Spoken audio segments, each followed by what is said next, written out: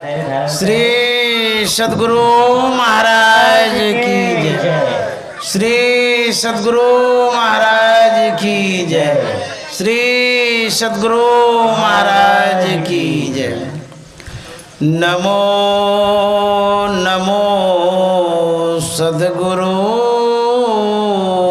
नमो जासम को परम पुरुष होते अधिक गावे संत सुजान। श्री सद्गुरु महाराज की जय। परमाराध्य सद्गुरु महाराज गुरुदेव महर्षि संत सेवी परमहंस जी महाराज खटनई ग्राम निवासी सत्संग प्रेमी महान भाव माता एवं बहनों, हम लोग अपराह्न काल से सत्संग सुन रहे हैं। आज सौभाग्यशालिनी द्रौपदी देवी की पुण्यतिथि में हम लोग सत्संग कर रहे हैं। और अभी का सत्संग जो समाप्त होगा उसके बाद कल सत्संग नहीं होगा। आप लोग शांति से सुनेंगे। समय भर कहूँगा, समय पर ही सब कुछ शोभा देता है। तो आप लोगों को सिर्फ मुंह बंद करके सुनना है, नज़र इधर रखेंगे तो ठीक रहेगा। कबीर साहब ने कहा है, नाम हरि का जप ले बंदे फिर पीछे पछताएगा। नाम हरि का जप ले बंदे फिर पीछे पछताएगा।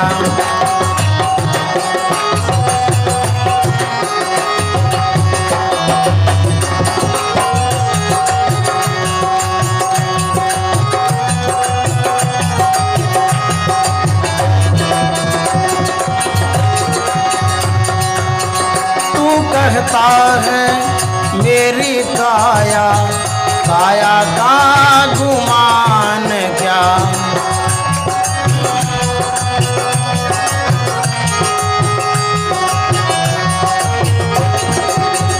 हाँ, तू कहता है मेरी काया काया का गुमान क्या। तू कहता है मेरी काया काया का गुमान क्या। चांद सा सुंदर ये तन तेरा मिट्टी में मिल जाएगा। चांद सा सुंदर ये तन तेरा मिट्टी में मिल जाएगा।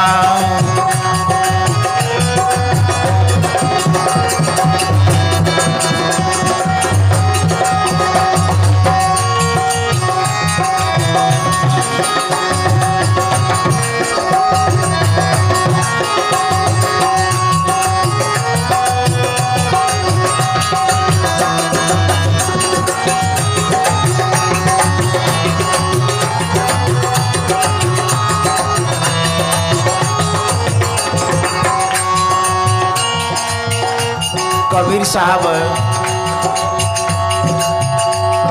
कहते हैं कि नाम हरि का जप ले बंदे। नाम दो तरह का होता है, एक वर्णात्मक नाम होता है, एक ध्वन्यात्मक नाम होता है। वर्णात्मक नाम का जप करते हैं, ध्वन्यात्मक नाम का ध्यान करते हैं। नाम का अर्थ शब्द होता है, जो हम लोग सुनते हैं उसको शब्द कहते हैं। उसमें दो तरह का शब्द है, एक इस कान से सुनते हैं और दूसरा शब्द अंतर के कान से सुनते हैं। नाम लेने के लिए कहते हैं, यदि नाम नहीं लेंगे तो कबीर साहब कहते हैं कि नाम जपत कुष्टी भला चुई चुई परे जो चाम। जाके मुख नहीं नाम है सो मुख को ने काम। कबीर साहब कहते हैं जिस मुंह से भोजन करते हैं, बात करते हैं और जहर उगलते रहते हैं, यदि इस मुंह से भगवान का नाम नहीं लीजिएगा यदि कौन काम का है ये। नाम जपत दरिद्री भला, टूटी घर की छान, कंचन मंदिर जार दे जामुख भक्ति नान। कहते हैं यदि गरीब आदमी है, घर टूटा फूटा है, वहाँ यदि भगवान का नाम लिया जाता है तो वही घर अच्छा है। सोने का महल रावण के पास था, लेकिन वो भगवान को मानता ही नहीं था। यदि वो भगवान को नहीं मानता तो उनकी क्या दुर्दशा हो गई। नाम लेने से क्या होता है, एक लघु कथा कहते।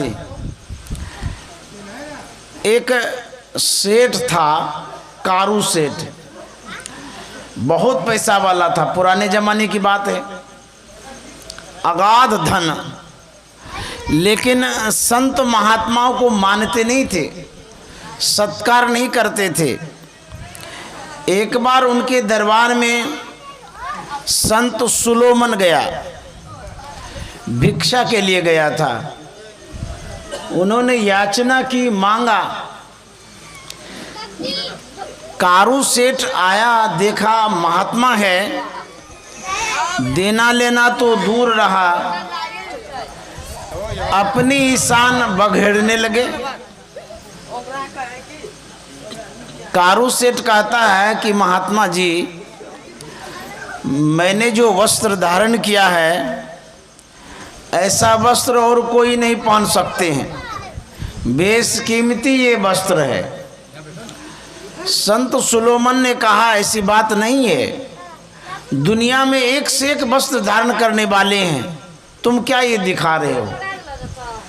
फिर कारू सेठ ने कहा कि मेरे पास अगाध धन राशि है, बहुत धन है, जितना धन मेरे पास है शायद किसी के पास होगा। संत सुलोमन ने कहा कि ऐसी बात नहीं है, दुनिया में एक से एक धनपति है, तुम तो कुछ भी नहीं हो। वह बड़ा ही सुनना चाह रहा था, लेकिन संत महात्मा शाश्वत बात कहे, सही बात कहे जो उचित था। कारू सेठ कुछ भी नहीं दिया, संत सुलोमन खाली हाथ लौट गए। नाम लेने से क्या होता है उसी पर मैं कह रहा हूं, ध्यान से सुनिएगा। संत चले गए, समय सबका बदलता है, एक जैसा समय किसी का नहीं रहता है। आप जिस स्थिति में अभी हैं ये स्थितियां सदा नहीं रहेगी। यदि सुख में है तो सुख नहीं रहेगा, यदि दुख में है तो दुख भी नहीं रहेगा, बदलते रहता है। सुबह है तो शाम होगी, शाम है तो सुबह हो जाएगा। सुख दुख में परिवर्तित होते रहता है।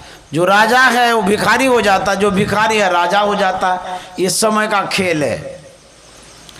एक समय आया, किसी ईरान के बादशाह ने कारू सेठ पर चढ़ाई कर दिया, वह पराजित हो जाता है, कैद कर लिया जाता है, बंदी बना लिया जाता है। कारू सेठ को ईरान ले गया, वहां जाकर के सजा देने के लिए सोचने लगा। ईरान के बादशाह ने अपने सहचर से, मंत्रियों से, सिपाहियों से सलाह किया कि इसको कौन सी सजा दी जाए। सबों ने एक स्वर से कहा कि इसको आग जला करके इसको भस्म कर दीजिए, उसी में फेंक दीजिए, जल करके राख हो जाएगा। तो बादशाह ने कहा ठीक ही कहते हो। लगाया गया आग, लकड़ी इकट्ठा की गई। जब आग धधकने लगी तो कारू सेठ को उठाया फेंकने के लिए उस आग में। कारू सेठ देखता है कि अब तो हम मर जाएंगे, अब जल करके राख हो जाएंगे। जब मौत आती है तो भगवान याद आते हैं। कोई सहारा जब नहीं दिखता है तब भगवान को याद करते हैं। कारू सेठ को उठाया गया फेंकने के लिए। एकाएक कारू सेठ को याद आ गया संत सुलोमन। उस घड़ी में, उस समय में संत सुलोमन को याद करके वो कहता है, हाय संत सुलोमन रक्षा करो। जबकि सम्मान भी नहीं किया था, कुछ दिया भी नहीं था, लेकिन उसको अपराध बोध हुआ कि मैंने एक संत का अपमान किया है, हो सकता है उसी के कारण ये सजा मिल रही हो, इसीलिए उनको याद आ गया। तो जैसे उठाया उसको, उन्होंने कहा, हाय संत सुलोमन रक्षा करो। वह जो यूनान का बादशाह था, ईरान का, तो वो जानता था संत सुलोमन को। उन्होंने कहा, ठहरो, इसको अभी आग में मत झोंको। बादशाह पूछता है कि अरे कारू सेठ, तुम संत सुलोमन को जानते हो? तुमने इस घड़ी में उसका नाम लिया? बोला, मैं जानता तो नहीं था, लेकिन मेरे दरबार में एक दिन वो आए थे भिक्षा के लिए। मैं मद में चूर था, अहंकार बस उसका अपमान कर बैठा, सम्मान नहीं किया, कुछ भी नहीं दिया। वो बेचारे कुछ किए नहीं, कुछ बोले भी नहीं, चले गए चुपचाप। मुझे लगा कि संत के अपमान के कारण ही मुझे ये सजा मिल रही है। तो संत का कभी अपमान नहीं करना चाहिए। तो बादशाह ने कहा कि कारू सेठ, तुमने ऐसे महान संतों का नाम लिया है, इस घड़ी में तुमने उसको याद किया है, उस नाम लेने के कारण मैं तुम्हें मुक्त करता हूँ, और तुम्हारी जितनी जमीन जायदाद मेरे कब्जे में है उसे भी मैं तुम्हें प्रदान करता हूँ। नाम लेने से ये फायदा होता है। इसीलिए नाम हरि का जप ले बंदे, फिर पीछे पछताएगा। नाम हरि का जप ले बंदे, फिर पीछे पछताएगा। नाम हरि का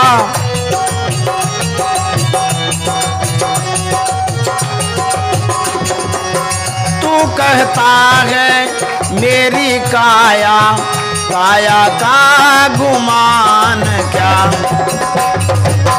तू कहता है मेरी काया, काया का गुमान क्या?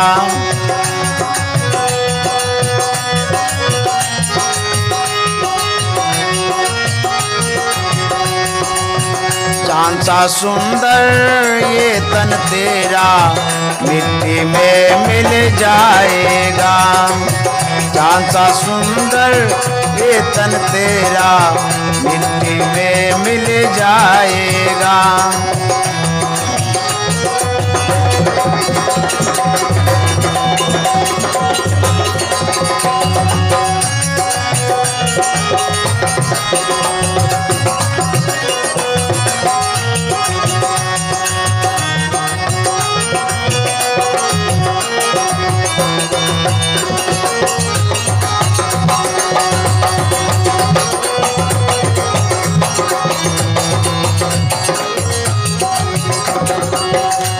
यह जो शरीर है, किसी का गोरा है, किसी का काला है, किसी का नाटा है, किसी का खोटा है, किसी का छोटा है, किसी का मोटा है। शरीर का भी मान मत करिए।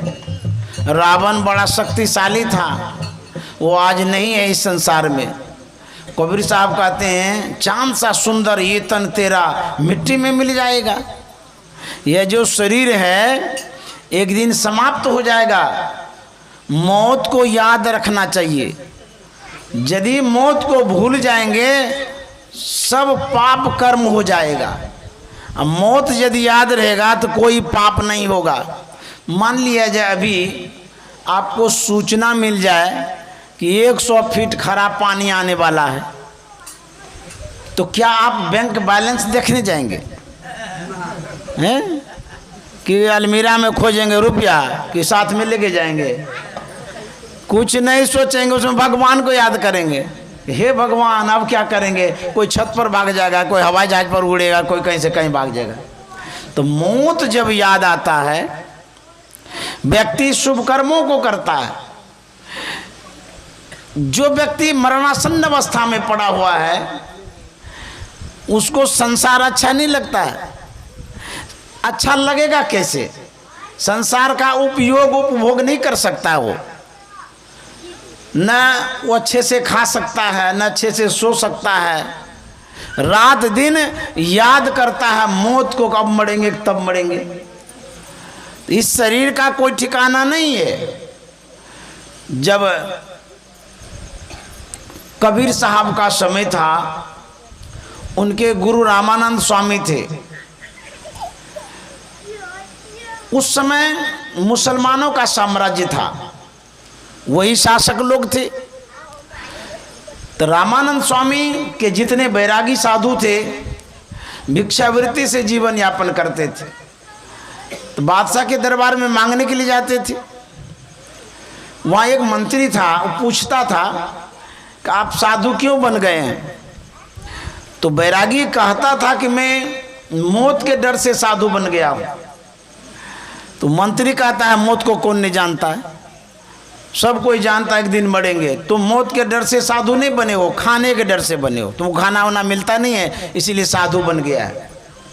बोले ऐसी बात नहीं है। जाकर के बादशाह से कह देता था कि ये जो साधु है, कहता मौत के डर से बने हैं लेकिन खाने के डर से ये बना है। तो बादशाह कहता है ठीक है, इसको जेल में बंद कर दो, आटा चक्की चलाने दो और खाना पीना दे दो, अपना काम हो जाएगा। तो पहले ये मशीन नहीं था गेहूं पीसने वाला, वो हाथे से पिसा करते थे। एक साधु को जेल में दिया, दूसरा को दिया, जो जो मांगने जाता सबको भर्ती कर दिया। साधु का अभाव हो गया। रामानंद स्वामी चिंतित हो गए कि ये क्या हो गया। हमारे जितने बैरागी साधु हैं वो प्रचार प्रसार के लिए जाते हैं और उसको जेल में बंद कर देता है। उन दिनों भोजन का एक ही साधन था, भिक्षावृत्ति, और कोई चीज़ नहीं था। आजकल तो हम लोग आश्रम में रहते हैं, वहाँ मेस चलता है, भंडारा चलता है, खीर पूड़ी खाते रहते हैं। एक ऐसा समय था कि भूखे रहना पड़ता था या भिक्षावृत्ति से जो कुछ मिलता था वही खाते थे। जब रामानंद स्वामी चिंतित अवस्था में थे, कबीर साहब ने पूछा कि गुरुदेव आप मायूस हैं, शोकित हैं, चिंतित हैं, क्या कारण है? रामानंद स्वामी ने कहा कि देखो ना, हमारे जितने बैरागी साधु हैं सबको जेल में बंद कर दिया है, अब धर्म का प्रचार प्रसार कैसे होगा? तो कबीर साहब ने कहा कि हम सबको छुड़ा लेंगे। बोले अच्छा, कहीं तुमको बंद कर दिया तो? बोले नहीं, ऐसा नहीं होगा, बंद भी करेगा तब भी हम छुड़ा करके ले आएंगे सबको, आप आशीर्वाद दीजिए, मैं जाता हूँ। तो कबीर साहब गए, बादशाह के दरबार में घूमने लगे। तो मंत्री आया, मंत्री पूछता है कि आप साधु क्यों बने? बोलता मौत के डर से। कहता मौत को कौन नहीं जानता, एक दिन मरेंगे, सब कोई जानता है, आप खाने के डर से बने। कबीर साहब ने कहा कि नहीं, जिस तरह से मैं मौत को जानता हूं उस तरह से तुम नहीं जानते हो। जिस दिन तुम मौत को जान जाओगे उस दिन तुमको वैराग्य हो जाएगा। तो मौत को जान ही नहीं रहे। बोले ऐसी बात नहीं है, सब झूठ है, खाने पीने के लिए आप साधु बने। बादशाह तक खबर गई। बादशाह ने कहा उसको भी जेल कर दो। कबीर साहब को जेल ले जाने लगे। कबीर साहब ने बादशाह से कहा कि बादशाह सलामत, मैं एकांत वार्ता करना चाहता हूँ, उसके बाद हमको जेल में कर दीजिएगा। बोले कोई बात नहीं, कर लीजिए। एकांत में गए। कबीर साहब ने कहा कि देखिए आपके जो मंत्री जी हैं वो मौत को नहीं जानता है, मैं जानता हूँ, इसीलिए मैं साधु बन गया हूँ। यदि इस बात की परीक्षा लेनी हो तो मेरी एक बात मानिए, बादशाह ने कहा क्या? बोले कि मंत्री को आप आदेश कर दीजिए आज के 7वें रोज आपको फांसी की सजा दी जाएगी, कोई कारण नहीं, और हमको जेल में दे दीजिए और 7वें रोज निकाल लीजिएगा, उस दिन बता देंगे मौत को। वो जानता है कि हम जानते हैं कि कौन जानता है। तो बोले ठीक है, इसमें क्या बात है, फांसी तो देनी है नहीं, खाली सुनाना है। कबीर साहब को जेल में कर दिए। इधर मंत्री से कहता है मंत्री जी मेरा हुक्म है कि तुमको 7वें रोज फांसी की सजा दी जाएगी, आज तो आप घर चले जाइए, 7वें रोज बुला लिया जाएगा आपको। जैसे ही सुना उसका तो प्राण निकलने लगा। बोले बाप रे बाप, ये क्या हो गया, कौन आफत आ गया एकाएक हमारे ऊपर। वो चला गया मंत्री जी घर और कबीर साहब को कर दिया जेल में। तो जितने साधु थे सब चक्की चला रहे थे। तो कबीर साहब ने कहा अरे तुम लोग ध्यान भजन करने के लिए साधु बने हो, आटा चक्की चलाने के लिए, बंद करो इसको। तो बोले बंद कर देंगे तो बादशाह फांसी दे देगा। बोले कुछ नहीं करेगा बादशाह, ये चक्की अपने चलेगी। बोले बड़ा विचित्र बात है, ये चक्की जड़ है, पत्थर है, अपने कैसे चलेगी? बोले कि मैं कहता हूं तुम लोग छोड़ो और देखो चक्की कैसे घूमती है।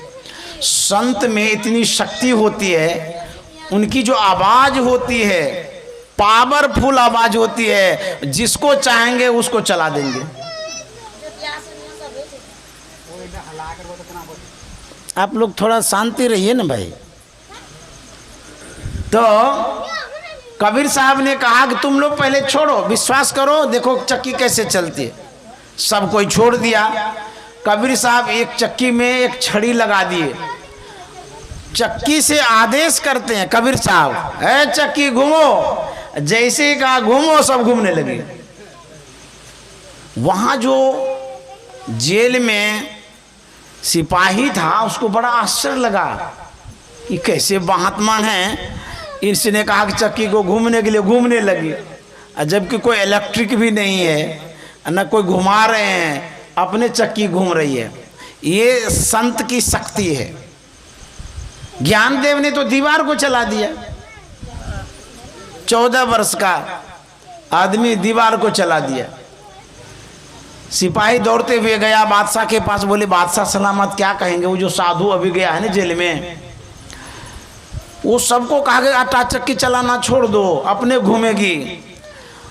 छोड़ तो नहीं रहा था, लेकिन फिर भी कहा छोड़ने के लिए, तो सब छोड़ दिया। उसने एक लाठी लगा दिया एक चक्की में और सब चक्की घूम रही है। मेरा बेवकूफ कहेगा, चक्की कैसे घूमेगी? वो तो घुमाया जाता है तब घूमती है। बोले नहीं नहीं, हम देख करके आप भी चलिए देखने के लिए। बादशाह गया देखने के लिए, देखते सब चक्की घूम रही है अपने आप। बोला अच्छा, ये जो साधु है इसको पकड़े रहो, सबको छोड़ दो, क्योंकि 7वें रोज जवाब देना पड़ेगा, और यदि इसका सही जवाब नहीं हुआ इसको फांसी दे देंगे। जितने बैरागी साधु थे सबको छोड़ दिया, सब चला गया। 7वें रोज कबीर साहब को निकाला और मंत्री को भी बुलाया। अब फांसी की सारी सामग्री तैयार करके रख दी गई थी। फांसी की जगह मंत्री को ले गया। कबीर साहब आए, बादशाह भी आया। कबीर साहब ने पूछा कि मंत्री जी, आज से 7वें रोज जब मैं आपके करीब था, आप पूछे थे साधु क्यों बने हैं, मैंने कहा था मौत के डर से। उस दिन आपने कहा था कि मौत को कौन नहीं जानता है, सच में बताइए आप उस दिन मौत को जानते थे कि आज जान रहे हैं? बोले कि बाबा क्या कहेंगे, उस दिन तो ऐसे ही कह दिए थे, आज साक्षात मौत का दर्शन हो रहा है, अब फांसी लटकने वाले हैं, फांसी पर। तो कबीर साहब ने कहा अच्छा ठीक है, फांसी तो मिलेगी ही आपको, एक बार ये जो सुंदर सा उद्यान है एक बार भ्रमण कर लीजिए। बोले बाबा कोई मन नहीं है घूमने घामने का। बोले घुड़सवारी कर लीजिए। बोले कुछ भी मन नहीं है। बोले किसी से मिलने का? बोले पूरा संसार फीका हो गया है, खाली मौत ही मौत दिखता है, अब मरेंगे कि तब मरेंगे, हमको कुछ भी याद नहीं है, अब खाली मौत दिख रहा है। तो कबीर साहब ने कहा बादशाह से, देखिए इसी तरह का हमको लगता है कि अब मरेंगे कि तब मरेंगे। तो जो मौत को याद रखता है वो गलत नहीं कर सकता है, इसलिए मौत को याद रखिए। डर करनी डर परम गुरु, डर पारस डर सार, डरत रहे से उबरे गाफिल खावे मार। डरिए ईश्वर से, परमात्मा से, पाप से, अन्याय से, अनर्थ से। यदि नहीं डरेंगे तो पाप होगा, तो पाप की जो पोटली है वो आपके सिर पर चढ़ती चली जाएगी। अब कितना दुख भोगेंगे पता नहीं। इसलिए मौत को याद रखना चाहिए। जब बादशाह ने इस बात को सुना कि एक दिन शरीर छूट जाएगा, मर जाएंगे, उसे भी वैराग्य हो गया। वो चुपके चुपके घर से बाहर चला गया, कबीर साहब से दीक्षा ले लिया और वो भी भजन करने लगा।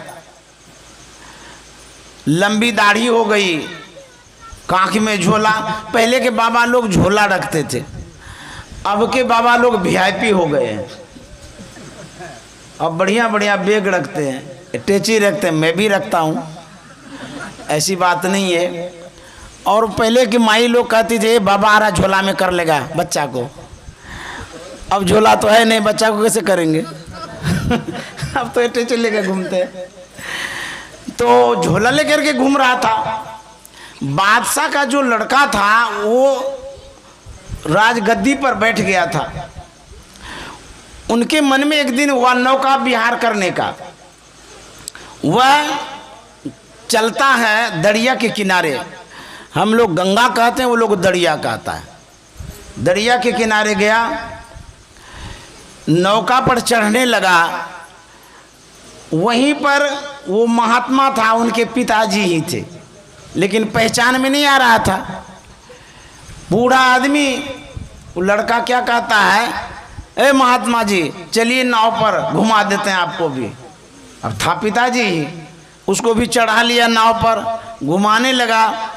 घुमा उमा करके जब किनारे में आने लगा तो लड़का पूछता है कि आप महात्मा क्यों बन गए हैं। अब वो बादशाह कहता है जो बाबा बन गए हैं, वो कहता मौत के डर से। बोले ये फालतू वाला बात है, मौत के डर से कोई नहीं साधु बनता, खाने के डर से बनता है। अभाव रहता, दिक्कत होती, इसीलिए साधु बन जाते हैं। उसने कहा ऐसी बात नहीं है, जिस दिन तुमको ये पता चल जाएगा तो भी जो है ना इसी तरह से घर बार छोड़ करके साधु बन जाएगा। बोले ये सब फालतू वाला बात है, बनावटी बात है आप लोगों का। आप अपना परिचय दीजिए तो, कौन है, कहाँ के हैं, क्यों साधु बन गए। लड़का ने पूछा तो महात्मा ने कहा तुम अपना परिचय दो। उन्होंने कहा मैं फलाने बादशाह का लड़का हूँ, न जाने मेरे पिताजी चुपके चुपके कहाँ चले गए, क्या हो गया पता नहीं। उसके बाद मैं इस राज्य का राजा हूँ, बादशाह बन गया हूँ, और पता भी नहीं लग रहा, पता ही नहीं लग रहा पिताजी का। आप अपना परिचय दीजिए। बाबा ने कहा कि जो परिचय तुमने दिया है उसी परिचय में से मैं भी हूँ। बोले आप भी, आप कौन है? बोले मैं बादशाह हूँ, मेरा फलाना नाम है। बोले हमारे पिताजी हैं? बोले हाँ। बोले अरे ये दुर्दशा आपकी, आपको कौन चीज़ का कमी हो गया जो आप इस तरह से साधु बन गए, भिखारी बन गए हैं? क्यों छोड़ दिए राजगद्दी को? चलिए आप वहाँ पर आप ही बन करके रहिए, मैं आपका बेटा हूँ, आपकी सेवा में रहूँगा, जो आपकी आज्ञा होगी सब कुछ करूँगा। महात्मा ने कहा कि मेरी आज्ञा का पालन करोगे? बोले एकदम करेंगे, जो कहिएगा करेंगे, हम आपके पुत्र हैं, क्यों नहीं पालन करेंगे? आप आदेश करिए, मैं अभी आज्ञा का पालन करता हूँ। बोले कि यदि तुम मेरी आज्ञा का पालन कर लोगे तो मैं तुम्हारे साथ अभी चल दूंगा। बोले आदेश करिए। वह महात्मा झोला से सुई निकालता है, लड़का को दिखाता है, बोले ये देखो सुई है। बोले हाँ, और उसको दरिया में फेंक दिया। उसके बाद कहता है ये सुई लाने की सेवा यदि तुम कर दोगे तो तुम्हारे साथ चला जाऊंगा। वो कहता ये तो असंभव है, दरिया में सुई बह गई, कहाँ गई नहीं गई, इतनी छोटी पतली सुई कीचड़ में धंस गई होगी, ये कैसे हो सकता है? तो बाबा ने कहा कि तुम तो कह रहा था कि मैं आपकी सब सेवा करूंगा, अभी सुई लाने की सेवा तुम नहीं कर पाते हो तो तुम्हारी बात को मान करके कैसे जाऊंगा? बोले पिताजी वो सुई क्या है? सोने की सुई, 1 कुंटल ला करके दे देंगे, उसको छोड़िए। उन्होंने कहा नहीं नहीं मुझे वही सुई चाहिए, यदि तुम ला करके देते हो तब तुम्हारे साथ जाऊंगा। तो बाबा लड़का कहता ये असंभव है, कोई नहीं ला सकता है। तो कहता यदि ला दें तो? बोले अच्छा ये कैसे हो सकता है? सुई छोटी पतली है, बह गई, कहाँ चली गई, कीचड़ में चली गई, को खोल निकाल भी नहीं सकता। बोले ये तो असंभव है, यदि ला देंगे तो हम समझेंगे आप पक्के साधु हैं। बोले देखो मैं ला के दिखाता हूँ। उस महात्मा ने कहा, कबीर साहब का चेला था वो, उस महात्मा ने कहा दरिया मेरी सुई ला। दरिया कोई महिला है या कोई आदमी है सुन करके कर देंगे वैसा काम? दरिया तो जड़ है, गंगा जड़ है, हम लोगों के तरह नहीं है समझदार है।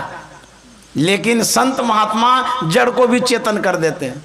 कहता दरिया मेरी सुई ला। जैसे ही कहा ना, एक मछली कुदक करके नाव पर आ गई, मुंह से सुई निकाल दी। बोले कि देखो ये जो काम है ये तुम लोगों से संभव नहीं है, लेकिन साधु महात्मा असंभव को भी संभव करते हैं। तुम लोग जिस विलासिता में जीवन बिता रहे हो वहाँ सुख नहीं है, शांति नहीं है, वहाँ दुख है, दर्द है, पीड़ा है, बेचैनी है, और उसी में तुम लोग पड़े हुए हो। और भजन करने में जो आनंद है, भजन में हो तो आनंद आनंद। बरसद विसद अमी के बादर भीजत है कोई संत। भजन में आनंद है, इसीलिए मैं भजन करता हूँ और आनंद मगन रहता हूँ। तुम लोग भी भजन करो। बालापन में खेला खाया, आई जवानी मस्त रहा। बालापन में खेला खाया, आई जवानी मस्त रहा। बूढ़ापन में रोग सताए, हाथ बड़ा पछताएगा। बूढ़ापन में रोग सताए, हाथ बड़ा पछताएगा। नाम हरि का जप ले बंदे, फिर पीछे पछताएगा। नाम हरि का जप ले बंदे, फिर पीछे पछताएगा।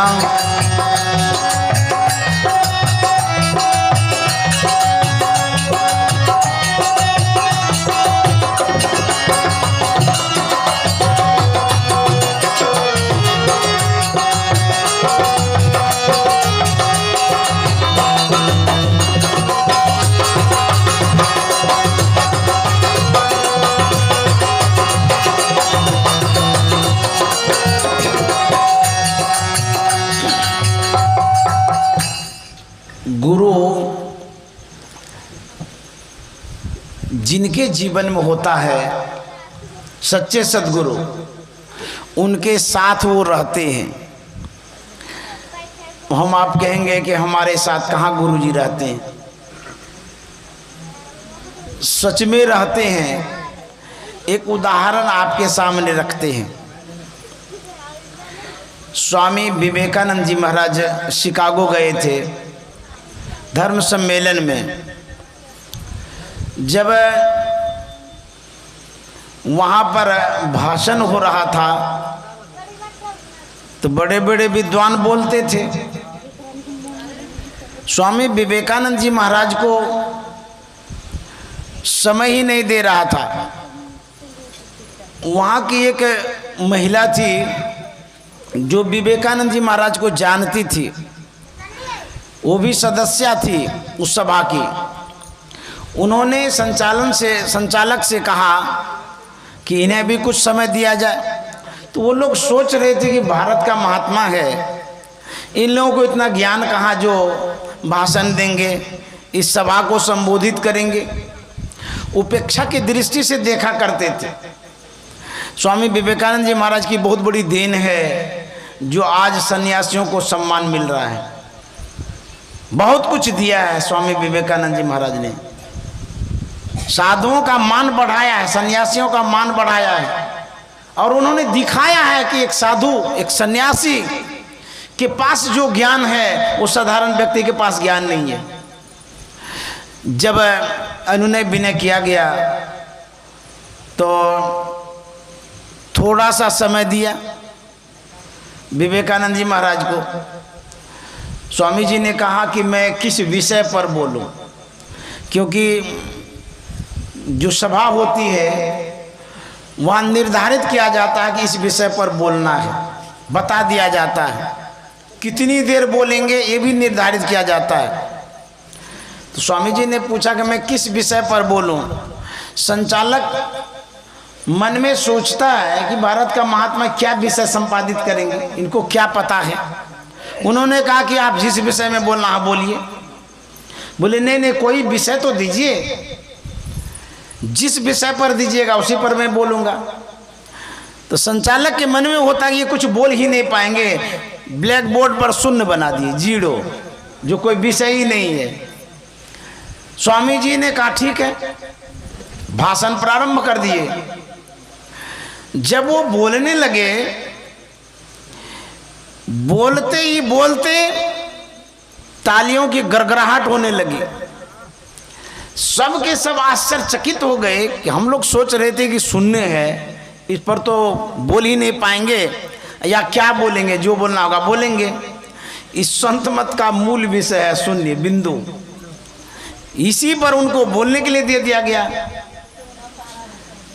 जब बोलने के क्रम में वो रुके नहीं तो संचालक पूछ बैठता है कि स्वामी जी इस शून्य पर, इस विषय पर आप कितनी देर बोल सकते हैं। स्वामी विवेकानंद जी महाराज ने कहा था जब तक मेरी सांस चलती रहेगी तब तक मैं बोलता रहूंगा। इतने बड़े विद्वान हैं, इतना बोल सकते हैं एक विषय पर। मस्तिष्क में अगाध ज्ञान है, पुस्तकालय है, हम लोग उपयोग कहाँ करते हैं? हम लोग कमाने में, खाने में, आने में, जाने में उपयोग करते हैं इस ज्ञान का। बहुत ज्ञान है। देहस्था सर्व विद्या स्वदेहस्था सर्व देवता देहस्था सर्व तीर्थानि गुरु वाक्य न लभ्यते। सभी विद्याओं का यहाँ पर समूह है मस्तिष्क में, अंदर में। तो स्वामी विवेकानंद जी ने महाराज ने कहा मैं बोलता ही रहूंगा। उन लोगों को बड़ा आश्चर्य लगा, इतना ज्ञान इसके पास है, जब तक सांस रहेगी तब तक ये बोलते रह जाएंगे। एक घटना वहाँ घटती है। मंच पर धर्म ग्रंथों की सजावट की गई थी। वो लोग बाइबिल को मानने वाले थे, क्रिश्चियन सब। सम्मान के दृष्टि से बाइबिल को ऊपर में रख दिया था, अन्य धर्म ग्रंथों को बीच में रखा था, उपेक्षा के दृष्टि से वेद को नीचे कर दिया था। उस पुस्तकों की सजावट को स्वामी जी ने जब देखा तो आंक गए, समझ गए कि हमारे वेद को उपेक्षा के दृष्टि से नीचे रखा है। विद्वान लोग पढ़ जाते हैं। स्वामी जी बोलने के क्रम में कहते हैं ये जो धर्म ग्रंथों की सजावट है बड़ी अच्छी है। सब ताली बजा दिए, सब खुश हो गए। हम लोग जो सजाए हैं तो बहुत अच्छा से सजाए हैं। उसके बाद स्वामी जी कहते हैं इस धर्म ग्रंथों की सजावट से यही सीख मिलती है कि वेद सबका आधार है। यदि वेद को नीचे से खींच लेंगे सब पुस्तक ढनमना के गिर जाएगा। उस सजाने वाले अफसोस करने लगे, वो बड़ी भूल हो गई। बाइबिल को हम ऊपर कर दिए, वेद को नीचे कर दिए, नीचे करना चाहिए था। दूसरे दिन अपना अकल लगाता है सजाने वाला। क्या करता है? बाइबिल को नीचे कर देता। सुना था ना कि सबका अवलंब है, नींव है, वो खींचने से सब ढन मना जाएगा। तो अपना दिमाग लगाता है, बाइबिल को नीचे कर दिया, अब वेद को ऊपर कर दिया। दूसरे दिन जब स्वामी जी देखते हैं तो पड़क गए बात को कि आज भी गड़बड़ किया है ये लोग। फिर कहते हैं कि आज की जो सजावट है कल से भी अच्छी है। ताली बजाने वाले सोचने लगे आज मत बजाओ, पता नहीं है क्या फिर बोलेंगे। उसके बाद स्वामी जी कहते हैं इस सजावट से यही शिक्षा मिलती है कि वेद सर्वोपरि है, वेद से सब ज्ञान आया हुआ है सब ग्रंथों में। सब चुपे हो गए, बोले अब मत सजाओ, अब सजाएंगे तो क्या कहेंगे पता नहीं। नीचे रखते हैं तब भी ये ऊपर कर देते हैं वेद को, ऊपर रखते हैं तब भी वेद को ऊपर कर देते हैं, अब इनसे कोई ऊपर नहीं कर सकते हैं।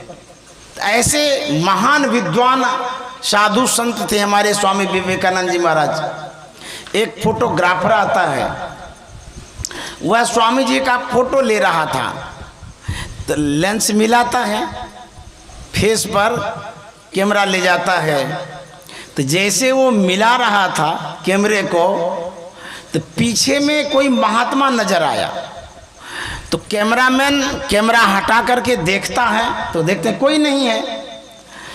उन्हें सोचा हमको कोई भ्रम हो गया है, फिर दोबारा मिलाता है, तो फिर देखे दोबारा एक कोई महात्मा है। फिर वो कैमरा हटाता, देखते कोई नहीं है। कई बार जब देखा तो वो स्वामी जी के पास चले गए। विवेकानंद जी महाराज से कहते हैं कि स्वामी जी, जब मैं आपका फोटो लेना चाहता हूँ तो न जाने कौन महात्मा आपके पीछे खड़े हो जाते हैं, जब कैमरा हटाता हूँ तो कोई पता ही नहीं चलता है। स्वामी जी ने कहा मेरे पीछे तो कोई नहीं है। बोले नहीं नहीं, कोई न कोई है, जब मैं फोटो लेना चाहता हूँ तब वो आ जाते हैं। तो स्वामी जी ने कहा कि कैसा है वो? उन्होंने बतलाया बूढ़े हैं, इस रंग रूप के हैं। तो जब स्वामी जी ने जाना कि हमारे गुरुदेव श्री रामकृष्ण परमहंस हैं, तो मंच पर ही रोने लगे कि धन्य है गुरुदेव, मैं कहाँ अमेरिका में और आप मेरे पीछे। संत सदगुरु पीछे रहते हैं, यदि वो नहीं रहे तो कुछ भी नहीं हो सकता है। तो संत सदगुरु के शरण में रहेंगे तब तो आपका कल्याण होगा, नहीं तो दुर्दशा हो जाएगी। एक बार श्री राम भगवान ने नल नील को पुल बनाने के लिए दिया, लंका जाना था। भालू बंदर जितने थे सब सहयोगी थे, वो पत्थर ला करके देते थे, नल नील रखता था। विशेषता क्या थी? वो पत्थर तैरने लगता था। किसी बंदर ने भगवान श्री राम से कहा कि भगवान, नल नील जो पत्थर रखता है वो तैरता है। भगवान ने कहा ऐसा कहीं होता है? पत्थर भी तैरेगा? वो तो जड़ है, वो डूब जाएगा। बोले नहीं भगवान, वो तैर रहा है, चलिए देखने के लिए। भगवान श्री राम आता है देखने के लिए, तो देखते हैं सही में पत्थर तैर रहा है। भगवान श्री राम ने कहा नल नील, तू तो बड़ा चमत्कारी है जी, तू जो पत्थर रखता है सब तैरता है। नल नील ने कहा भगवान, मेरा इसमें कोई चमत्कार नहीं है। बोले तब सब आपकी कृपा से तैरता है। प्रभु श्री राम ने कहा तो क्या मैं जो पत्थर रखूंगा सो भी तैरेगा? नल नील ने कहा हाथ कंगन को आरसी क्या, प्रत्यक्ष में प्रमाण की क्या बात है, रख करके देखिए।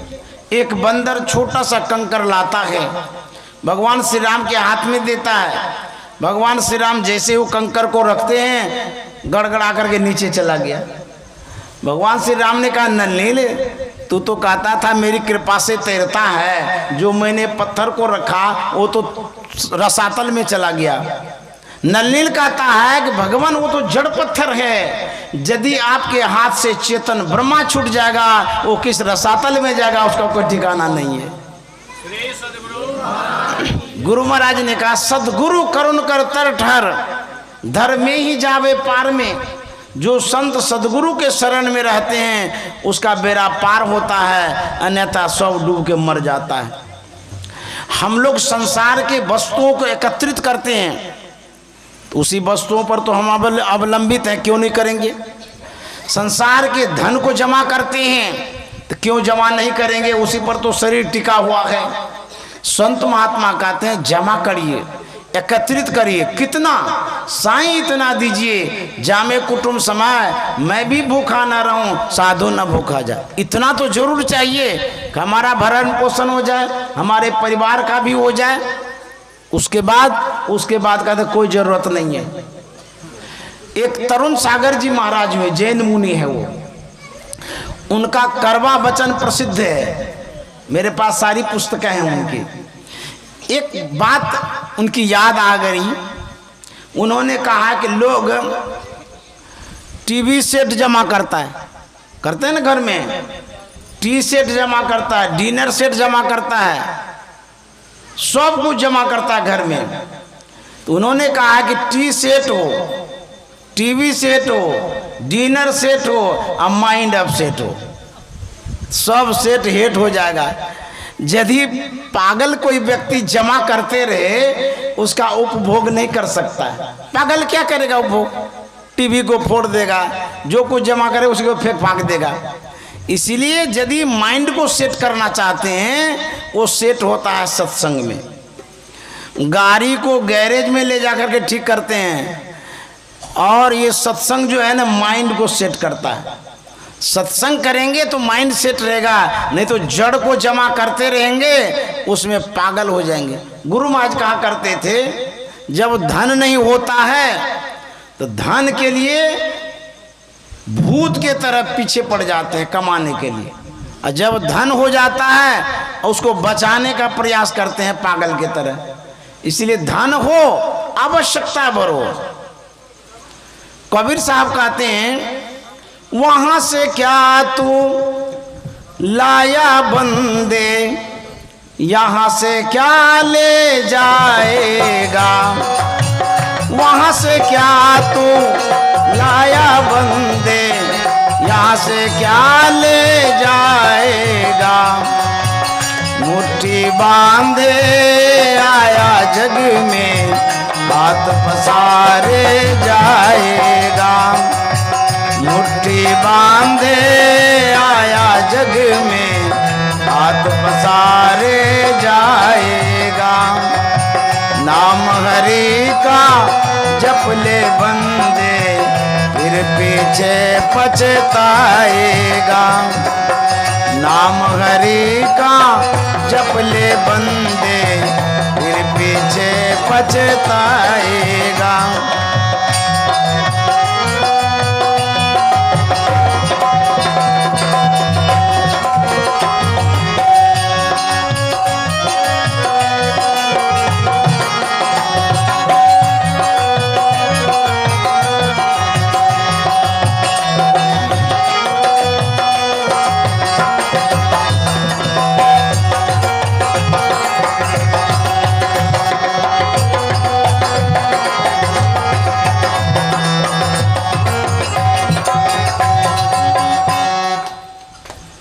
एक संस्कृत श्लोक है, धनानि भूमो पशवो ही गोष्ठे, नारी गृहाद्वारानि सखा श्मशाने, धर्मानुगोगच्छति। जीव एक है, धन धरा पर धरे रह जाएगा, आप खाली हाथ चले जाएंगे।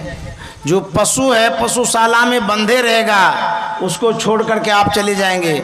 जो नारी बेचारी है घर से बाहर करके रह जाएगी, आप अकेले चले जाएंगे। जो सखा है श्मशान घाट तक ले जाएगा, उसके बाद लौट करके आ जाएगा, यादों न करेगा आपको। तो कहते ये धन जो है जब तक सांस है तब तक आस है, और उसके बाद सब फूस फास है। जादिन मन पंछी उड़ जइयो, तादिन तेरे तन तरवर के सबे पात झर जइयो। शरीर छूट जाएगा तो सब कुछ धरले रह जाएगा। इसीलिए संत महात्मा कहते हैं भगवत भजन साथ में जाएगा, उसी को करना चाहिए। एक बार कबीर साहब से कोई व्यक्ति मिलने के लिए पहुंचा, कभी भेंट नहीं हुई थी, देखे भी नहीं थे। संजोग से कबीर साहब मिले नहीं। उन्होंने पास के लोगों से पूछा कि कबीर बाबा कहाँ चले गए, मैं उनसे मिलने के लिए आया था। बोले कि वो श्मशान घाट चले गए हैं किसी के दाह संस्कार में। बोले अरे हम आए मिलने, कैसा संजोग, भेंट भी नहीं हो पाई। अफसोस करने लगे। उस सज्जन ने कहा कि इसमें कोई बात नहीं है, पास में ही गए हैं, आप वहाँ जाकर के मिल लीजिए, बहुत ज़रूरी है। तो उस व्यक्ति ने कहा मैं कभी मिला ही नहीं हूँ, देखा भी नहीं हूँ, पहचानूंगा कैसे। बोले कि उनकी पहचान यही है कि जिसके सिर पर उजली टोपी होगी वही कबीर साहब होंगे। बोले अच्छा, तब मैं जाता हूँ। वहाँ यहाँ से चला, पहुँच गया श्मशान घाट। वहाँ जब पहुँचा, वहाँ के दृश्यों को जो देखा बड़ा अचंभित हो गया। बोला कैसा आदमी है? वो बोले थे कि जिनके सिर पर टोपी होगी वही कबीर साहब होंगे, लेकिन यहाँ तो सबके सिर पर टोपी है। सब तो कबीर साहब नहीं होंगे, कोई एक ही कबीर साहब होंगे। लेकिन पूछूं तो किनको? अब सब कबीर साहब तो होंगे नहीं, लेकिन वो बोले थे जिनके सिर पर उजली टोपी होगी, यहाँ तो सबके सिर पर उजली टोपी है। वो सोचने लगे थोड़ी देर रुक जाता हूँ, दाह संस्कार की क्रिया जब पूरी हो जाएगी तो मैं पूछ लूँगा किसी से, क्योंकि इस समय सब शोकित हैं, किनसे पूछूं। जब दाह संस्कार पूरा हो गया तो सबके सब घर की ओर मुड़े। कुछ ही कदम तो बढ़ाए थे, लेकिन कुछ लोगों के सिर की टोपी गायब हो गई। यह जो देखा उस सज्जन ने, उनको और भी आश्चर्य लगा, अरे कुछ लोगों की टोपियां कहाँ चली गई, ये क्या हो गया? वो थोड़ा और सोचेगा और देखते हैं क्या होता है। पीछे पीछे वो बढ़ रहे थे, और कुछ दूर जब गए और लोगों की टोपियां गायब हो गई। वो देखते जा रहे हैं, अचंभित होते जा रहे हैं। होते होते जब घर के करीब गए, सबके सिर की टोपी गायब हो गई, एक के सिर पर टोपी रह गई। उस व्यक्ति ने सोचा कि कौन हो, यही कबीर साहब हो। गए पूछने के लिए, बोले आप कबीर साहब हैं? कबीर साहब ने कहा हमको आप कैसे जाने? बोले कि महाराज क्या कहेंगे, हम आपको तो जानते ही नहीं थे, लेकिन टोपी ने जना दिया। बोले क्या बात? बोले कि महाराज ये टोपी की जो कहानी है बड़ा विचित्र कहानी है। मैं आया था आपके पास मिलने के लिए, आप तो थे नहीं, स्मशान घाट गए थे। एक सज्जन ने कहा स्मशान घाट जाइए, वहीं भेंट हो जाएगी। मैंने कहा कबीर साहब को तो हम पहचानते ही नहीं है। बोले कि जिनके सिर पर उजली टोपी होगी वही कबीर साहब होंगे। जब मैं स्मशान घाट पहुंचा तो सबके सिर पर उजली टोपी थी। बड़ी विचित्र घटना। तो कबीर साहब ने कहा कहाँ आए थे? उस सज्जन ने कहा कि मैं जहाँ भी आया था आपसे मिलने आया था, कुछ बातें करनी थी, लेकिन सब बातों को तो छोड़ ही दीजिए, इस टोपी वाली जो कहानी इसको सुलझा दीजिए। जब स्मशान घाट में सबके सिर पर टोपी थी, घर आते आते कहाँ चली गई, कौन सी टोपी है, और आपके सिर पर कैसे टोपी रह गई? तो कबीर साहब ने कहा ये वैराग्य की टोपी है। जब जलती लाश को कोई देखता है, एक क्षण के लिए मन में सबको वैराग्य होता है। ये फलाना बाबू कितने पैसे वाले थे, कितना धन था, अभी जल करके राख हो रहे हैं, क्या संसार है, कुछ भी नहीं है, सब छोड़ करके चले जाएंगे। इस तरह से सबको वैराग्य होता है, लेकिन जैसे दाह संस्कार करके घर की ओर लौटते हैं, यह भी भूल जाता है अभी किसी को जला के आए हैं। यही विचित्र कहानी संसार की। लेकिन जो संत होते हैं, साधक होते हैं, उनके मन में श्मशान घाट में जैसा वैराग्य होता है वैसा घर पर भी होता है। तो मेरे सिर पर जो उजली टोपी है ये वैराग्य की टोपी है, ये सदा रहती है। तो वही कहते हैं जब कोई मरता है तो वैराग्य होता है, लेकिन वो वैराग्य टिकता ही नहीं है।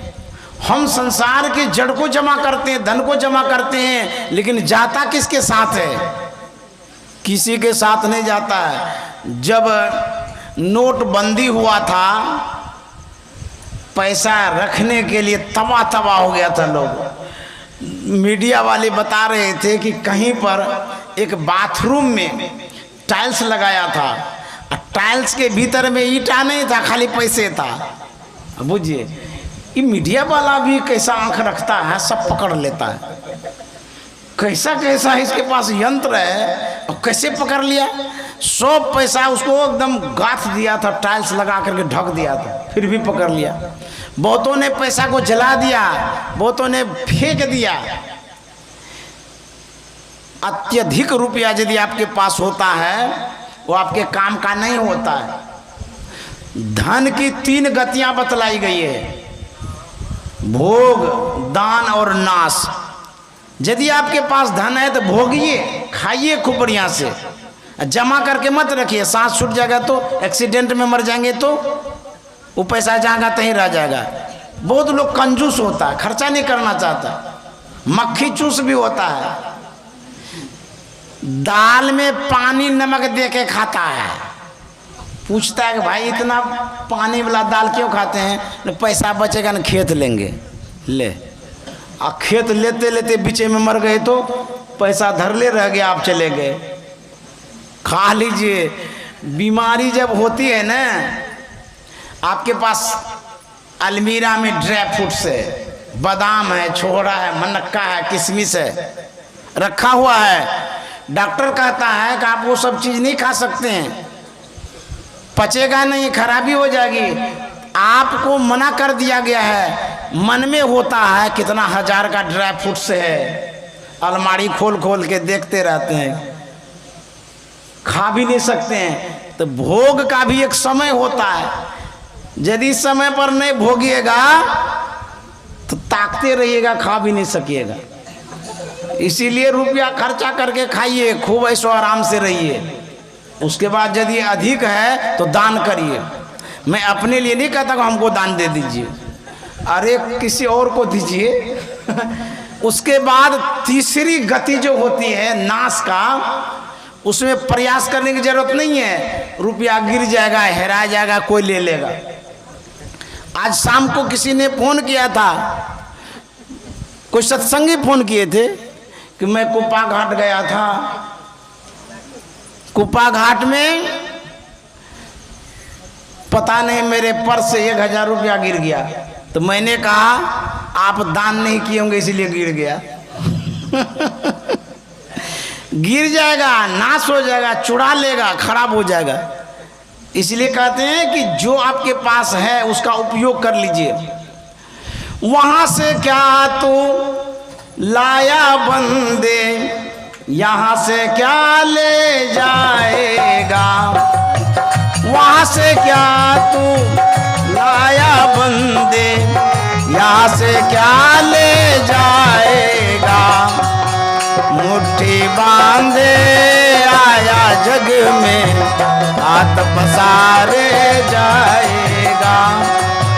मुट्ठी बांधे आया जग में, हाथ पसारे जाएगा। नाम हरि का जप ले बंदे, फिर पीछे पछताएगा।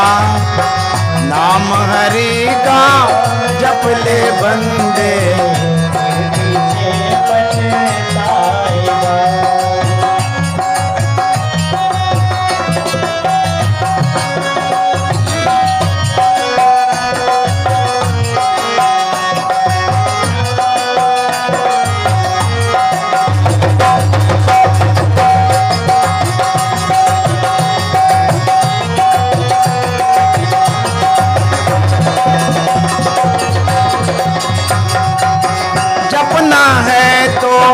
जप ले बंदे, आखिर तो मिट जाएगा। जपना है तो जप ले बंदे, आखिर तो मिट जाएगा। हाँ, जपना है तो जप ले बंदे, आखिर तो मिट जाएगा।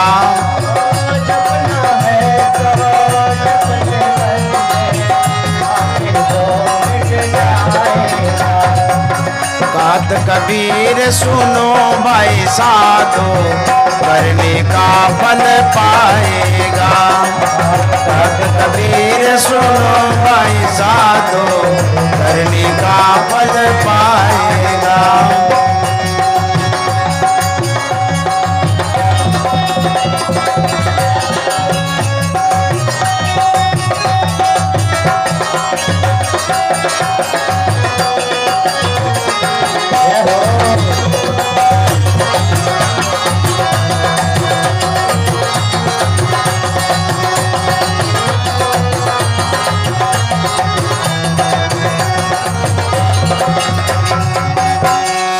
सद्गुरु महाराज।